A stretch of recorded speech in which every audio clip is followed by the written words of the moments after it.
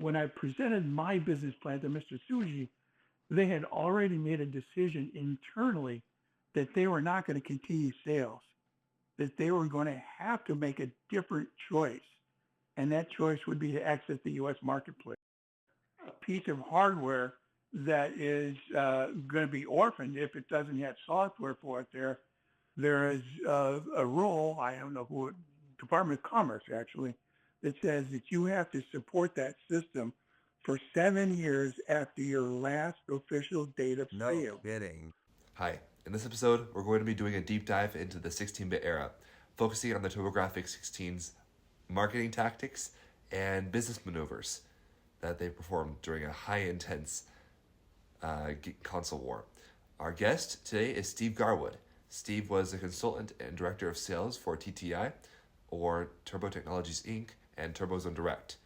We're going to be discussing topics such as how he was able to market the Turbo Duo against the major competitors Sega and Nintendo, and how he ultimately used the comic ads of Johnny Turbo and other very creative methods to enter the United States market and help plant it in the console wars.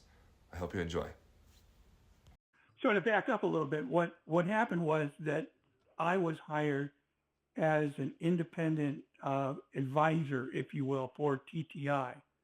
I was not paid by TTI. I was never on the staff, technically, of TTI. I was never on their payroll, but I was hired to try to move the Turbo Duo and the software into mainstream audio and video retailers. As people know, the original outlets for the TurboGrafx-16 when it was handled by NEC were through the major game players at the time, which was, of course, Toys R Us, Babbage's, electronics boutiques, and specialty video game retailers. And the distribution was handled strictly through NEC in the original TurboGrafx-16 when it was announced.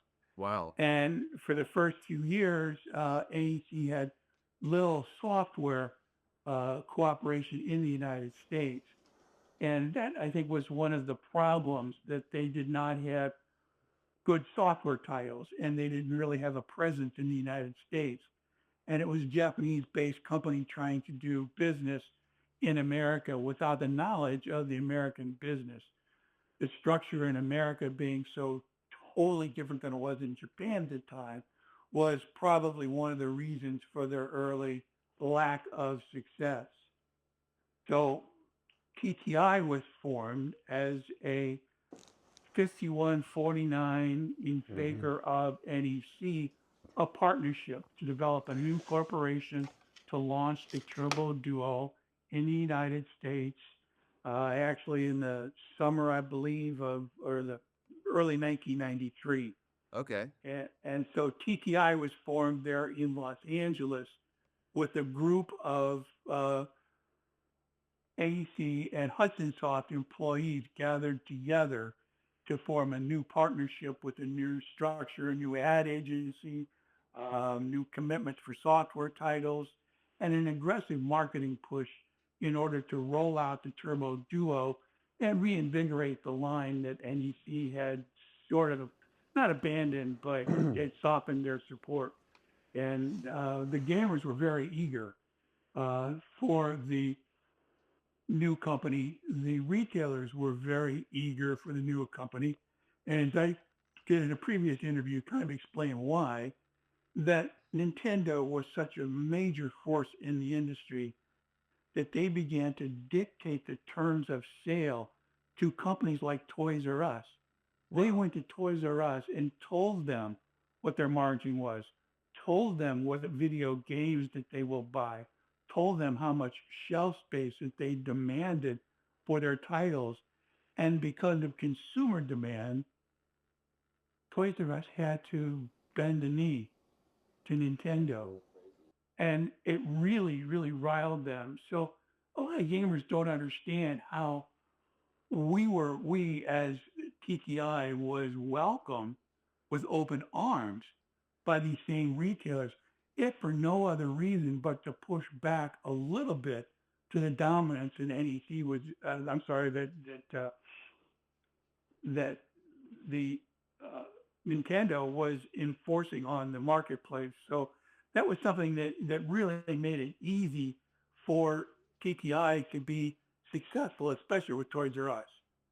And that they welcomed the console, the Duo display that we had in major, I'm not sure if it was every Toys R Us that carried video games, but there was a Duo display unit that was shipped to every active Toys R Us store in the United States.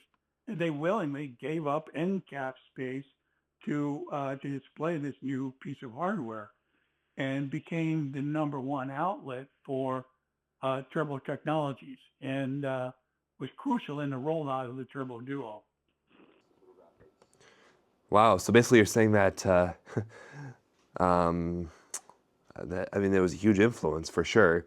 But were people more influenced in the Turbo by the Turbo Duo than the TurboGrafx-16, or was it more just the company as a whole, just being a new player in the game industry?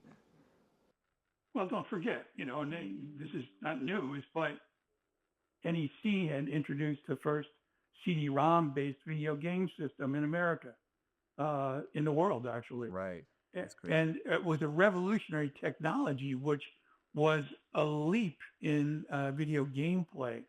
And it was the hardcore gamers that saw the difference between the hardware platforms.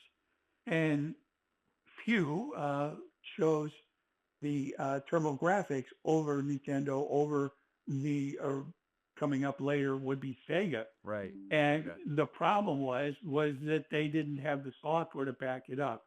It's a software-driven business, and lead titles sell hardware. And TTI did a very aggressive bundle when they introduced the Turbo Duo. They had a game disc enclosed, which I believe was 5 games advertised, and with a hidden code, you could unlock Bomberman. I think it was Bomberman No kidding. 93. Yeah, and so this was part of the package of the introduction of the Turbo Duo, which, if limited, was moderately successful. Market share never hit 5% in the United States. Wow. And the fact that the advertising budget that TTI allowed, and I just was revising those numbers, was $7 million for the first year. And and that was really probably, and I don't have any competing numbers, but probably a drop in the bucket compared to what Nintendo and then later Sega did in the same marketplace at about the same time. What I always railed about and hardly anyone listened to was the difference between Japanese TV market and the US TV market. And in Japan, if you bought television ads in 3 major markets, you'd covered 90% of your potential market. In the US, for advertising for the Turbo Duo, they bought spot ads New York, Chicago, Los Angeles, with backup markets in 2 or 3 other, like Dallas and other markets.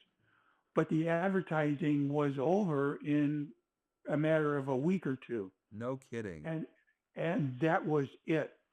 So they had kind of shot their wad and fell flat and realized that, oh my God, we're going to have to spend tens of millions of dollars in TV advertising alone to move the needle on our installed base.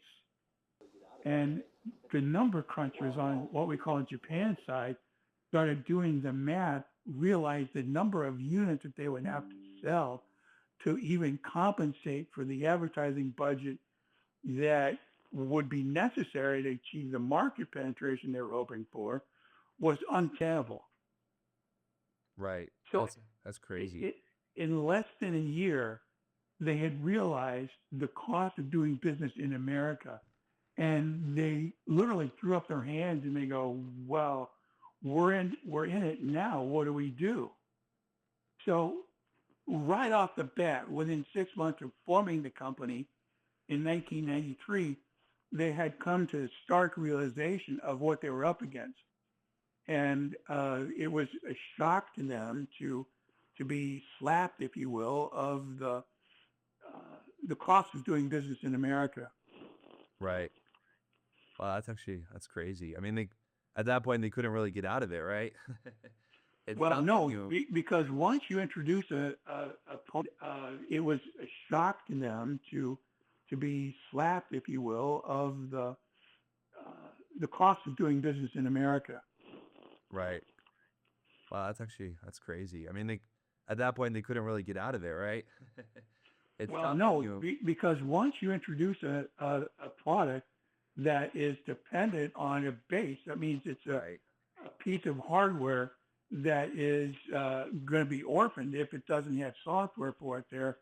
There is a rule, I don't know who, Department of Commerce actually, that says that you have to support that system for 7 years after your last official date of No sale. kidding.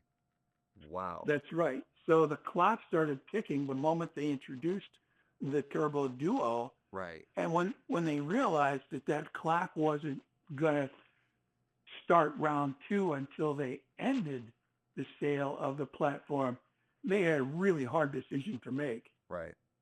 And then that's where I came in as, again, as just a consultant, had realized that, the way that they were managing the product rollout, the software rollout, and the waning business consumer interest was going to have to go one of two ways.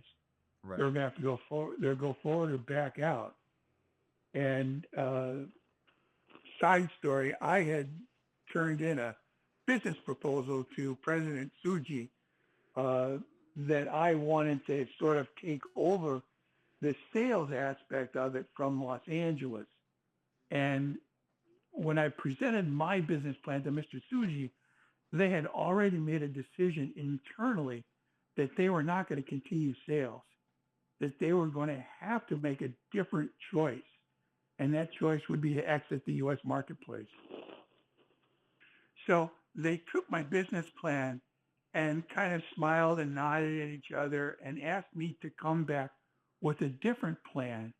And they gave me an outline of 4 or 5 major business points and asked me to return in a few days, ask for another meeting, and have a revised business plan.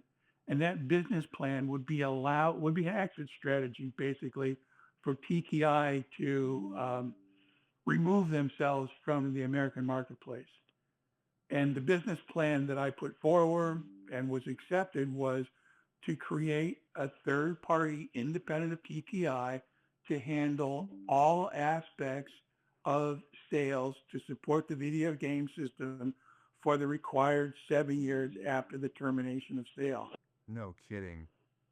Wow. And that's how TZD was started. The video replay was limited Right.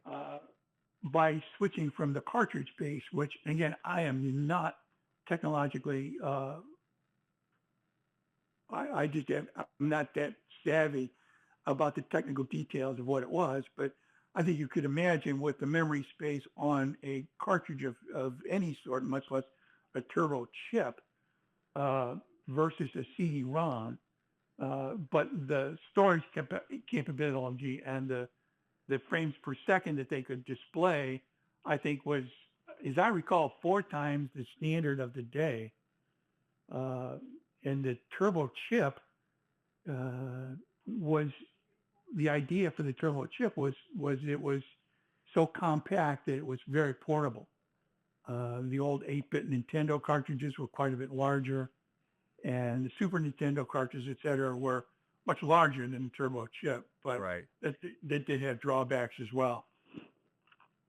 Okay. Wow. So, I mean, you were able to see a lot of the first advancements in this technology for sure. But for you, like, what was one of the coolest experiences you were able to have while running the company? What would you say?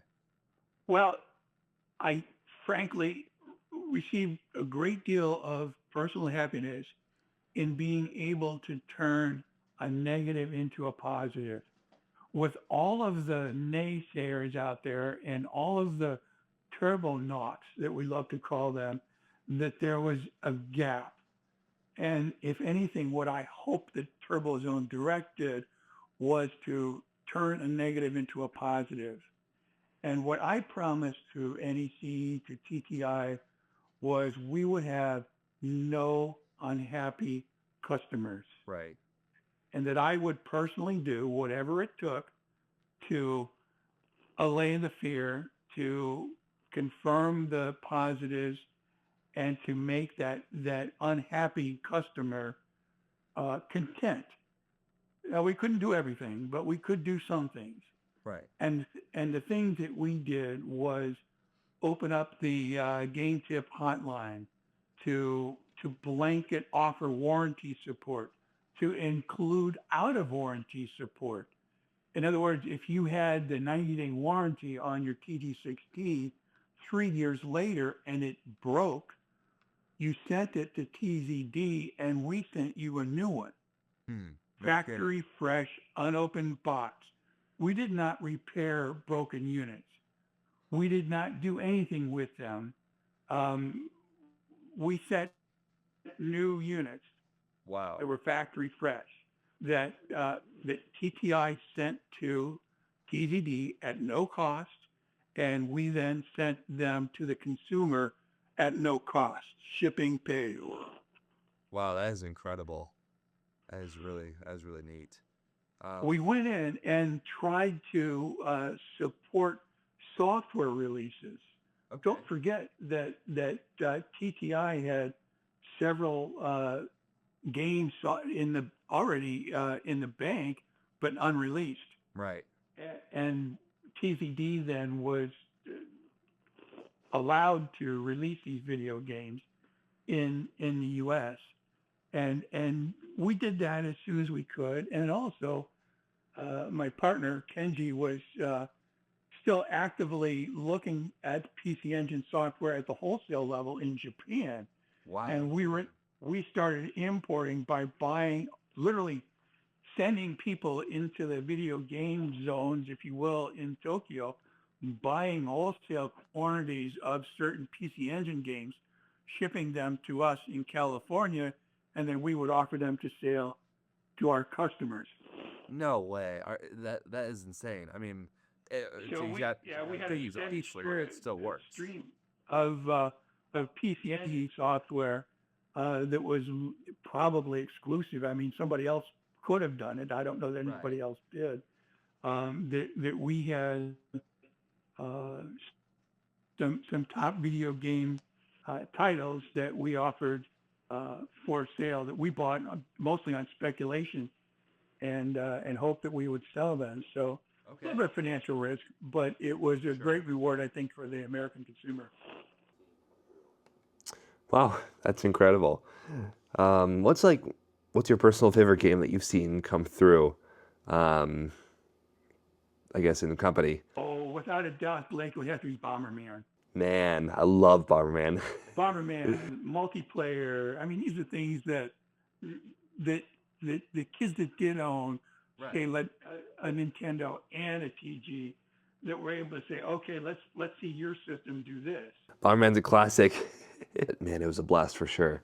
So now I have another question. What would be the number one game that you would like to see brought over to the system that never was brought over in the United States from Japan? Dracula X. That's a fair point. Yeah. And again, Blake, I'm not a video gamer. The joke was, I wouldn't allow a video game system in my own house. I had two young children at home at the time, and I wanted them to learn computers. I had bought them an Amiga 500 and bought them for Christmas, and so that they would not spend time playing video games, they would learn about computers with the Amiga 500. And what they spent time doing was playing video games on that.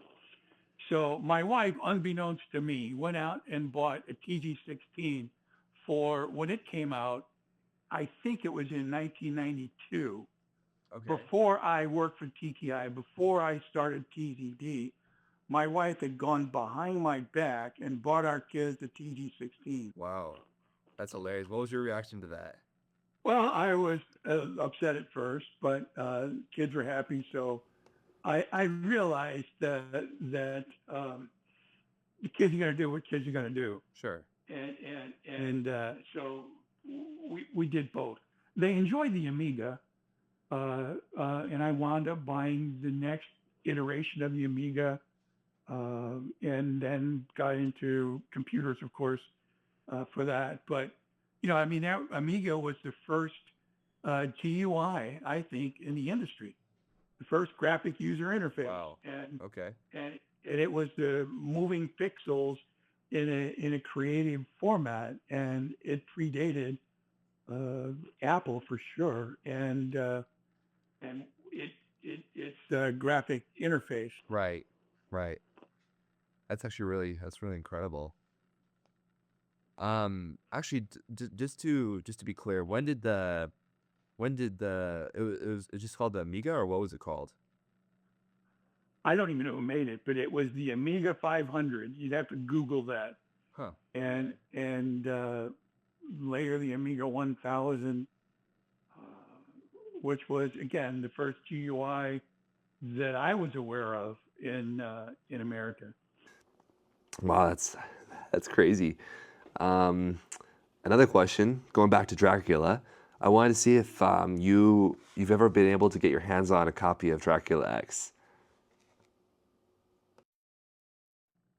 Oh, sure. Again, not me, but the gamers did.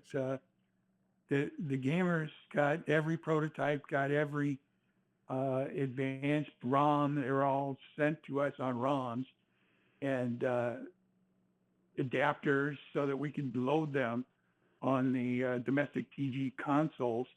Remember, the standards are different in Japan and the US, and it required a converter to play the PC Engine games on American TG units. So I am a complete flop. I don't have the eye-hand control of the ability to play video games. I never have, and it's kind of ironic that I founded a video game company that I can't even play a basic video game. I was just thinking about. I mean, it's just incredible the amount of value stuff like games like these have to the gamers these days, especially.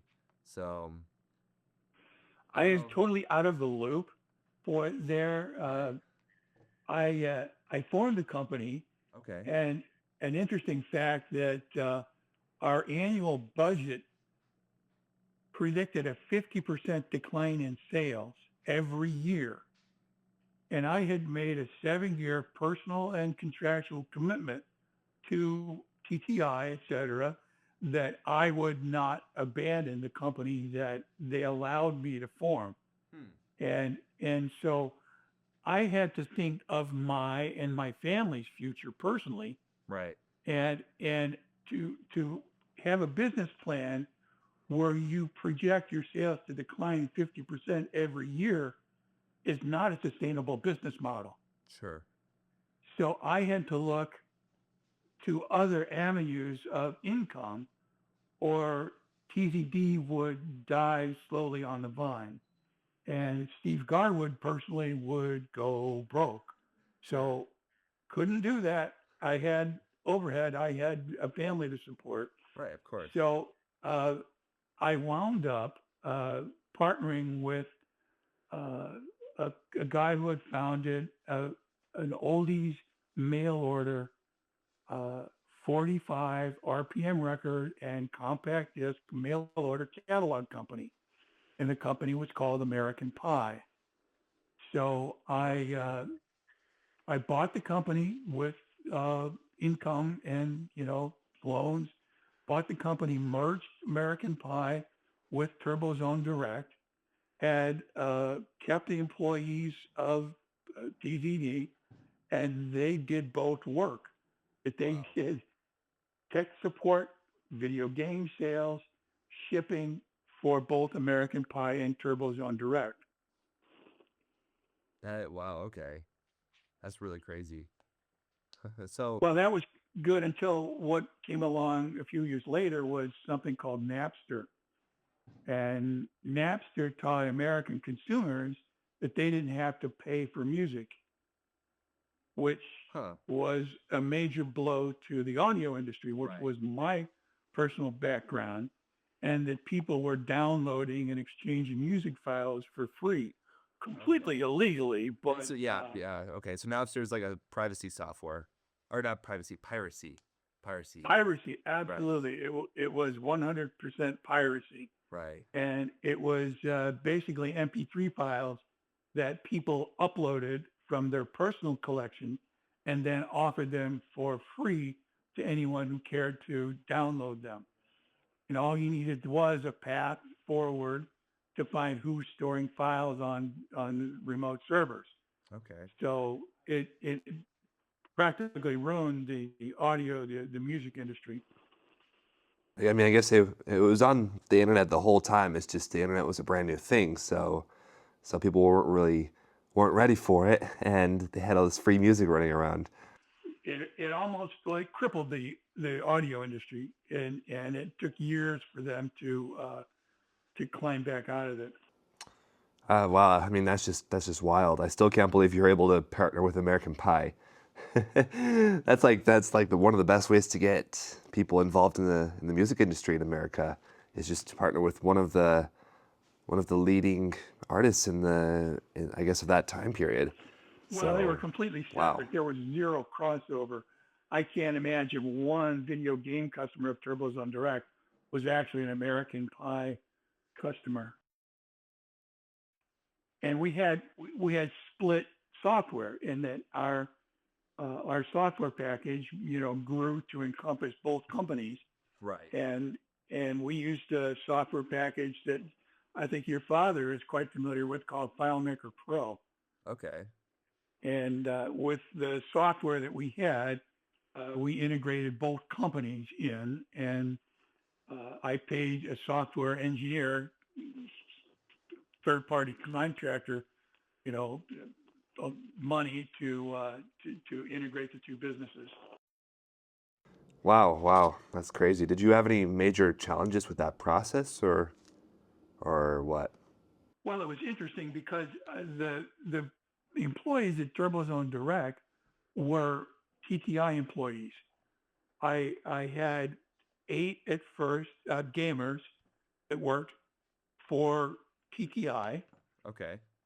and I had 1 TTI executive who was my partner. So that was the 10 people that started TurboZone Direct in June of 1994, where all they ever did was answer the GameCube hotline and also then debug games and check for code bugs in prototypes for the TG games. So anyway, the fun part to integrate them was to answer questions about people calling American Pie and asking about Patty Page CD or can we find a particular 45 RPM records we might have in stock. So Huh. the fun part was we had a giant NEC telephone system that was one of the other companies that NEC had at the time. Was they made telephone switch banks for hotels and large businesses. So we had a custom NEC phone system that we integrated where we had, I think, 8 phone lines, and 4 were dedicated to TurboZone Direct, and 4 more were dedicated to American Pie. So whatever light lit up, they knew what to say when they answered it, but it was the same gamer that answered the phone for TurboZone Direct or for American Pie. That's actually hilarious. Wow. Oh, they did great, and they were loyal, although thievery was rampant. But they were loyal. The 10 of us As the business declined, reduced slowly down to four gamers, and those four gamers stayed with me until the end of days. No kidding.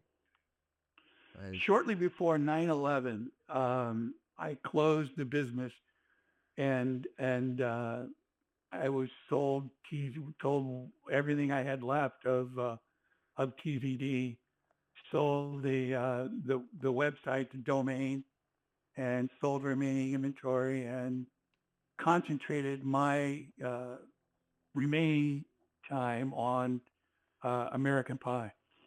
okay. Wow. Okay, awesome. So yeah, basically we were talking about American Pie and the, I guess, their collaboration between both of you. But I don't know if you personally liked American Pie music. What was your thoughts on that? Well, I started in 1972 in the LPs and 45s business. Okay. And so, as I think I wrote to you in an email, was that I was in the right place at the right time to be able to see the integration of software, if you will, 45s of audio technology that, saw your parents shopped in giant record stores in Sears and Wards and Penny's. Wow. And I worked for the distributor that handled the entire department. Right. Sears had nothing to do with the big record departments that they had. It was an outside vendor that supplied everything that was in that department. Uh, and I worked for the company that did that distribution. So, as I like to say, I started off selling oldies 45s to Sears and ended my career 40 years later selling 45s to collectors and jukebox owners. Hmm. So that was my background, and it was that background that led me to TTI Okay. because I had experience with the major retailers, the chain stores, the audio and the video stores that were looking at the video game industry and wondering how they could get in. So Right. I think that this person that hired me and paid my salary had put me in touch with TTI and said, okay, here's the guy that knows that distribution pipeline, Right. and let's see what he can do. He hired me because he was going to get paid a percentage of what I would sell Huh. of TTI products to this new line of merchandisers. Okay. Wow. Um, and just out of curiosity, was TTI an extension to TurboGrafx? Were you like the only company that actually partnered with like the music industry for this stuff? But like video games and the music, like a famous artist or something like that. I don't know how to answer your question. It was a hybrid. Nobody else did it. Right. Yeah, that's as, what I mean. as far as TZD and American Pie, I'm sure that was unique in the world of either arm. I can't imagine anyone else being crazy enough to do it. That's really cool. And going off into another question, you also had the comic ads. Am I correct? The Johnny Turbo comic ads that helped to market it as well. I mean, Johnny Turbo was the mascot. So what was the story behind that? Were you like a part of it, or was that? I saw it, and Aldrich and Associates was the advertising agency that TTI chose in America. Okay. I believe they had a prior relationship with Hudson Soft. Remember, Hudson Soft had an office in San Francisco uh, in the early Nintendo days because they were Nintendo's first licensee. Huh. Hudson Soft was, No kidding. and so they had an office in the United States, so they would have a presence there in order to massage their sales to Nintendo Right. and to make sure that they had account sales reps that called on Nintendo and sold them Hudson Soft products. Okay. Okay. Wow. How did you, as TTI, get involved with that, like the idea of Johnny Turbo, and was it Well, based I on? started to say I dropped that. So Aldrich and Associates would literally they're based in San Francisco, but they would fly down to L.A. and spend a couple, 3 days walking around the offices looking for inspiration to create an advertising campaign to launch the Turbo Duo. Huh. And John Brandstetter was the software liaison between TTI and Japan side. Okay. Not not just Hudson Soft, but with other publishers in Japan that might be interested in porting their title to the TurboGrafx system. Hmm. And so Johnny Brandstetter was uh, a, a figure, if you will, and he was bouncing around between the gamer side and the sales side, management side at TTI, and he was kind of Mr. Suji's pet, if you will, Right. and he had the most access to Mr. Suji. He could walk in at any time to the president of the company and float an idea. And Mr. Suji would stop whatever Rick was doing and listen to Johnny Turbo. So Aldrich picked up on that, and they thought, okay, if we're going to write an ad campaign and it's going to have to be signed by Mr. Suji, let's involve Johnny Turbo. So then literally they took his physique, they took his look, they took his attitude. He was he was a fixture, but he was also a bubbly personality, Right. very outgoing, very, very friendly, very sardonic sense of humor. And so they picked up on that and they created the comic icon of Johnny Turbo. John Brandstetter became Johnny Turbo. No And kidding. and his life imitates art. He then, picked up on that persona and it only grew over time. Huh. Okay. So that was the comic. That was the Fega, the sideways, remarks that they made were all pretty much based on Johnny's personality. Right. No kidding. That is mind blowing. Okay. Now, another question for you would actually be looking towards, I guess like the I guess the mysteries of the company, like the different games or the different ideas that never were able to be fully fulfilled. So I don't know if you have any ideas that you personally liked that weren't able to be pushed through TTI or the company or the I TurboGrafx. wasn't involved in that, Blake. To be honest, I was again I was an outsider. Okay. I was not an employee. I would come into the morning meeting where we would do a Japan side. Everybody would gather every morning at 9 o'clock in the morning, and we would gather together in the lobby, and we would kind of do a Japanese style uh, rah rah meeting. Right. We would get and someone would say, "What was your best accomplishment yesterday?" and "What do you hope to do today?" And then we would go around. They would go around the room, and people would pipe up and say, "Well, I did this and I did that, and I'm going to." And it was a motivational meeting. It was team building, spirit building. So I would do that, and then everyone after the meeting 50 would disperse. I would go to my little cubicle and try to make some inroads Right. to make some contacts with, again, Target and Penny and other companies that were selling software, but not the TurboGrafx line. And so I would then get on the phone and try to see what I could do to advance the idea of carrying the Turbo line with these other companies. Okay. I mean, this was before FaceTime, so you all had to, or any video call, so you had to all get into a room every morning and just go over it. that must have been really cool. I mean, just to be with the Japanese audience and the American audience together in one room. Like But that's we didn't have such a thing we did not have it was a Japanese style meeting oh, I see. Okay.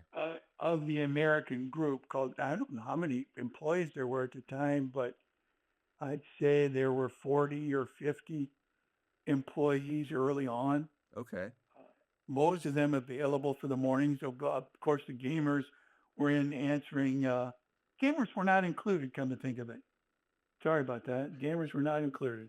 Okay. But the staff would gather in the lobby and do kind of a Japanese style. But no, it would Japan. Don't forget the time difference between L.A. and Tokyo was Right. I think 8 hours was the time difference, and they would converse with them via telephone and fax. We did not have email. We did not have anything other than we had what was called a Twix, Blake. It was a telex and then fax. So we would go home at 5 o'clock, and corporate management would go get a couple of cocktails, maybe a quick bite of dinner, and come back and then start their evening work hours with what we call Japan side. Okay. Wow. Those guys worked long hours. I imagine. Yeah. That's crazy. I said a lot, but this whole the story itself is just it's something that doesn't it's unique. You know what I mean? There's a lot of people who ask about stuff like this that about topics like this that you see in public. You're like, oh, it's the TurboGrafx. How did it get to the United States? And what happened? You know what I mean? Just it sort of slipped away. There was like such an amazing console and such an amazing company, and then it just slips away. So you want to know what things made it so awesome. But Well, it was it was the engine. Right. It was the backbone of the technology that made it unique, and it was what appealed to the hardcore gamer, not the casual gamer. It was appealed to the hardcore gamer, Okay. and they saw the graphic capabilities of it. The color palette was what 4 times more than Nintendo, and the FPS was I don't know what the factor was, but the graphics were what sold the system, and of course some good games. The shooters, the side scrollers were probably the most popular, but over time, what started to dominate were the RPGs. Okay. Like And those were the hardest to localize. You cannot localize an art. Even back then, I heard that the cost to localize one RPG would be at least $1 million. no And kidding. $1994, yeah. Wow. That is a large number. And if you see what their sales were, and that there were very few third-party developers that were willing to gamble on licensing to TTI because they never had an installed base. Right. Yeah, makes sense. Makes sense. Okay. That's really crazy. Now, one of the questions I had actually was going back a little bit from that to the gamers aspect. You said it's for hardcore gamers. I mean, I that makes sense to me. What would you say is the system that takes the audience of the casual gamers? I'm assuming that's Nintendo, but I'm not sure. Oh, absolutely. Okay. It was Nintendo number 1, 2, 3, Right. Sega number 4, and TTI number 9 out of 10. Yeah. TurboGrafx. Okay. Okay. Wow. Incomparable unit sales, and I don't have a handle on how many duos were sold. I think they're deep in maybe some of the files that I have left, but our installed base, we weren't. I don't think we were ever even marked. Wow. Huh. But you certainly were a competition. I mean, that's what. Well, yeah, and again, it was because of the distaste for Nintendo business practices. Right. And don't forget, in the early '90s, Nintendo was flooding the market Yeah. with these 8-bit titles that were very bad. I know they were like, they weren't that good quality for sure.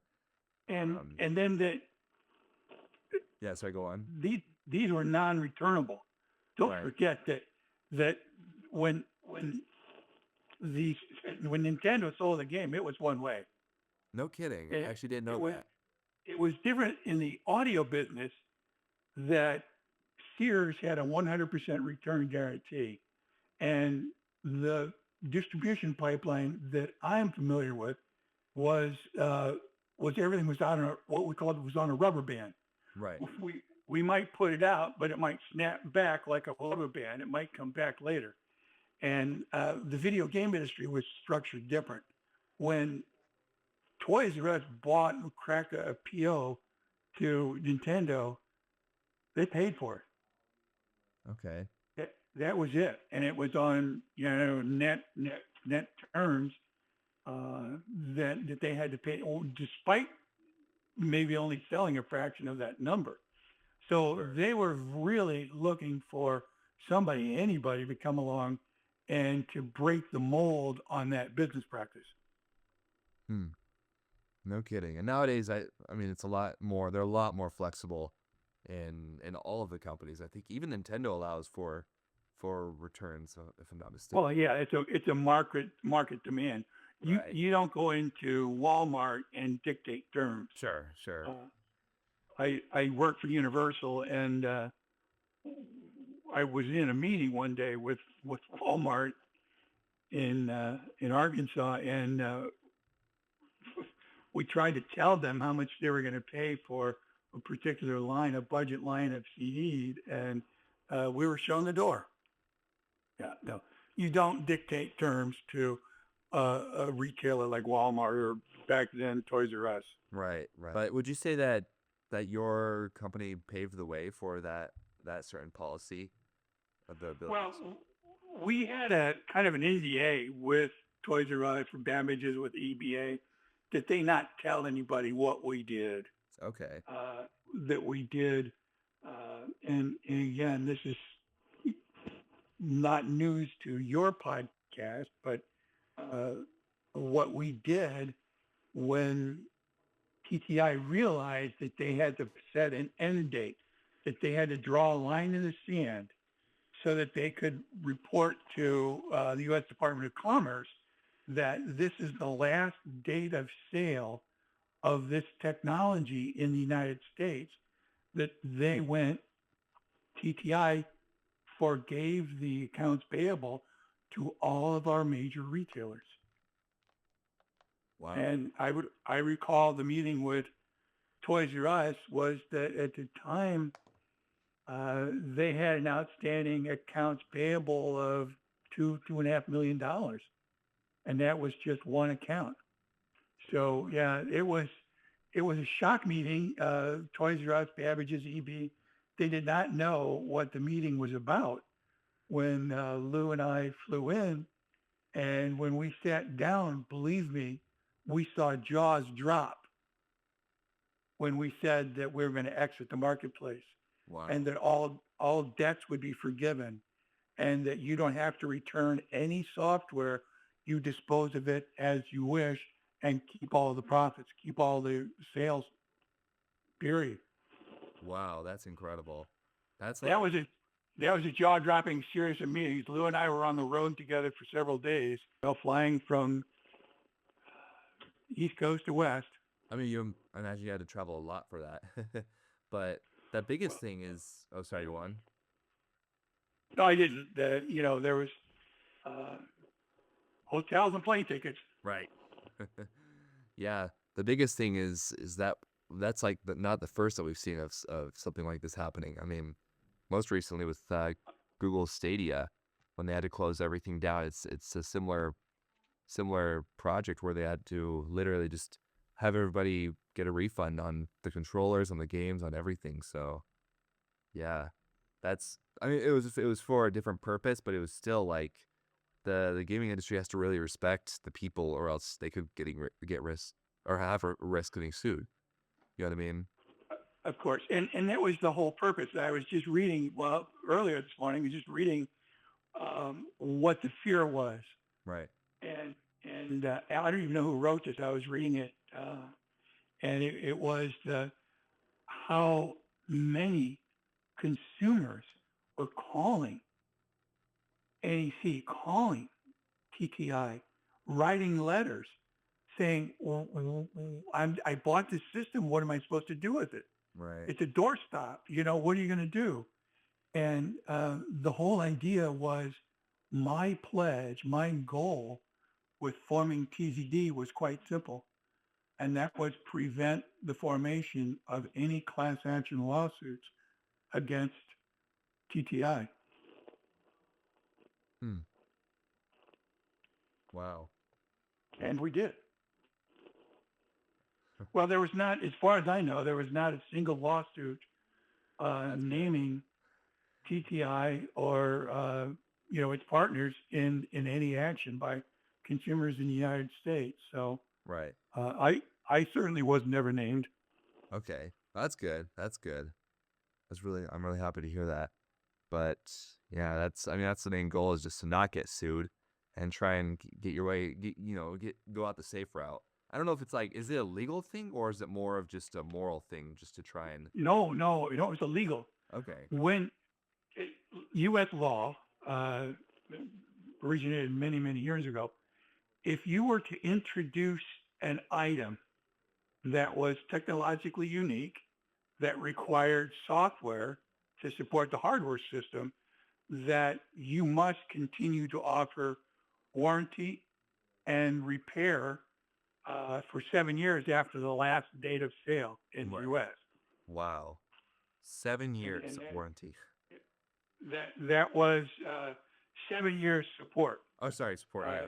Right. support is nebulous, but and that would certainly vary by industry. But it was not an industry specific. It was an electronic specific law that was set long ago. Wow. And for you personally, I mean, you've had some amazing like experiences with everything. There's, the good goes with the bad, but what was the biggest takeaway that you got from going around and telling everybody about shutting everything down? Like, what Well, was it? Yeah. I mean, you could imagine it was the easiest meeting to take and the easiest meeting to attend. Sure. I mean, just the opposite would have been a difficult meeting. But to forgive somebody $1 million or a couple $1 million in debt, I think they'd buy you dinner. And so, and the meetings never lasted more than an hour. Huh. Okay. We walked in, we sat down, we laid out, okay, here's what you owe us, and here's my signature saying 0, and pushed it across the desk, and the buyer would sit there with his literally the jaw about wide, mouth wide open, and then he would smile and shake our hands, and we'd leave. We'd go back and try in our beer, and they would go back and tell their boss that they just saved the bottom line X number of dollars. Wow. So I guess so everybody goes whole. You know what I mean? There's no hard. Well, they still had the lack of that. We didn't put a dent in Nintendo business practices, Right. and so they were unhappy about that. But they saw it as well. They saw the end. Shortly. I mean, they saw it in sales. They were getting sales, so they did what they could. Let's put it that way. Right. You mentioned that you were talking with my dad, actually, about just the company and the history and things like that. But I was actually wondering how you two got involved. Like, what's the story behind that? Because he actually worked with you, didn't he, or worked for you in this industry? Funny thing is, California law required that we post our business name above the door to the Really? business. And so our first mailing had our street address on it. Our sign above the door had our logo, and underneath it was our street address. Okay. And I was new. I did not know anything about the direct mail business. When I did the first mailing, it had our street address. And I didn't realize it at the time, but young young kids, usually in tow with their parents, would make a pilgrimage to see Bonk. Sure. Yeah. And because they had a piece of paper with our address on it, and they're in Los Angeles, maybe on their way to Disneyland, that they would literally drive up to the building. And your father, with your grandparents, with your aunt, as I recall, Okay. did a cold call on and just literally walked up and knocked on the door. No kidding. And your grandfather had I'll call it stones, and he persisted because I didn't really want to stop what I was doing and talk to some kid about bonk when I'm Sure. trying to run a business. And no offense, but we said thanks for coming by. Here's a brochure and a telephone number. Hope to hear from you again. Hmm. But your grandfather said, no, I have an idea. I want to talk to Steve. Okay. So I sat down and your dad sat kind of in the background when your grandfather was talking about maybe TZD should have a website. Okay. Maybe we could create a website for you. And I'm going, okay, what's a website? Wow. They were new. And your Yeah. dad, you have to go back in time, my friend, when before URLs were even a thing. Right. In 1994, it was the beginning of the interwebs that we jokingly call it today.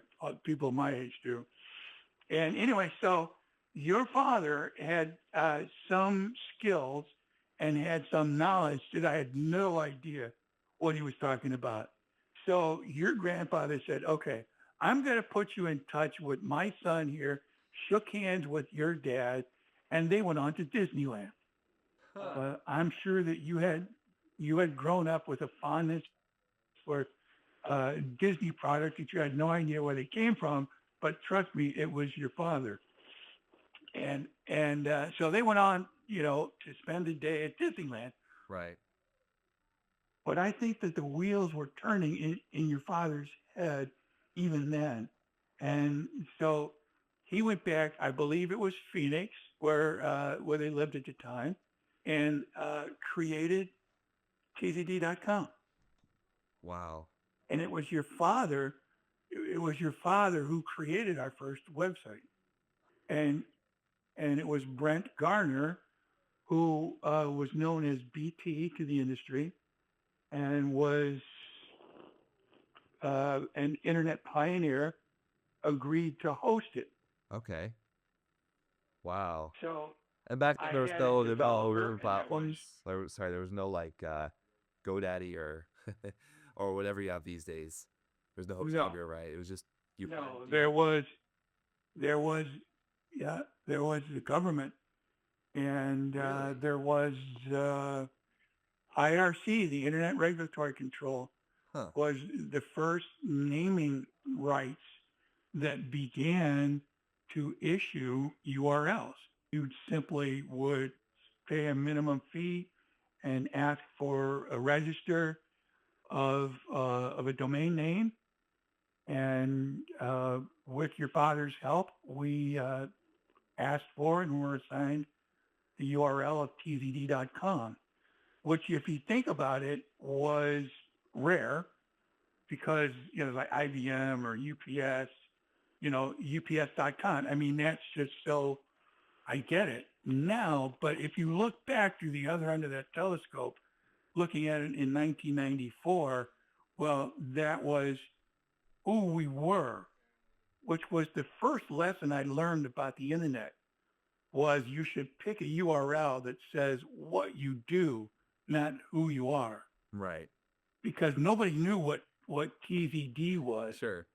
But if Yeah. I had said, we sell TurboGrafx-16.com, Oh, then today that would have been a much better URL. agreed. But nobody knew that back in 1994.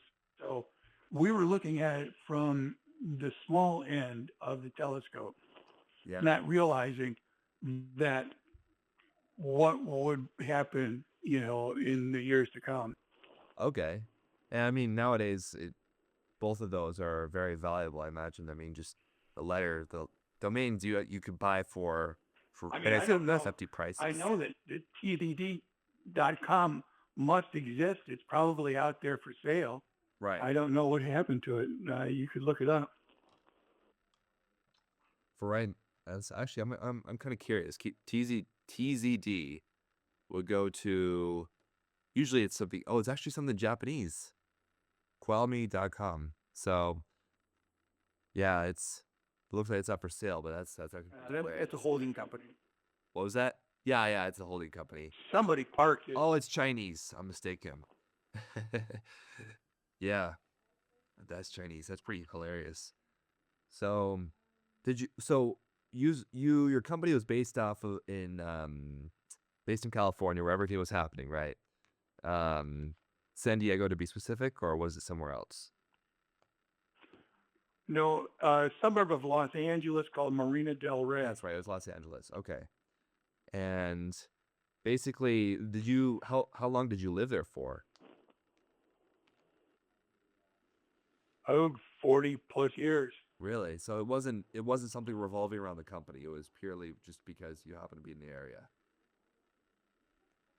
No, I was born and raised in St. Louis, Missouri. Okay. And when I started working for this record distributor, they offered me a transfer to Los Angeles. And one of my best friends had gone there for the same company a year before I did, and started sending me pictures of what the beach looked like at Santa Monica. And it was in the wintertime in St. Louis, so it was not really hard to talk me out of moving from the Midwest to Los Angeles. Wow, I imagine. Well, thank you so much for your time, Steve. I appreciate all that we've discussed and your willingness to talk about this. I surely enjoyed it, but for all those watching, if you have any questions or feedback, put it in the comments below. And of course, subscribe to this channel. We have a lot more coming in the near future. So thank you and have a great day.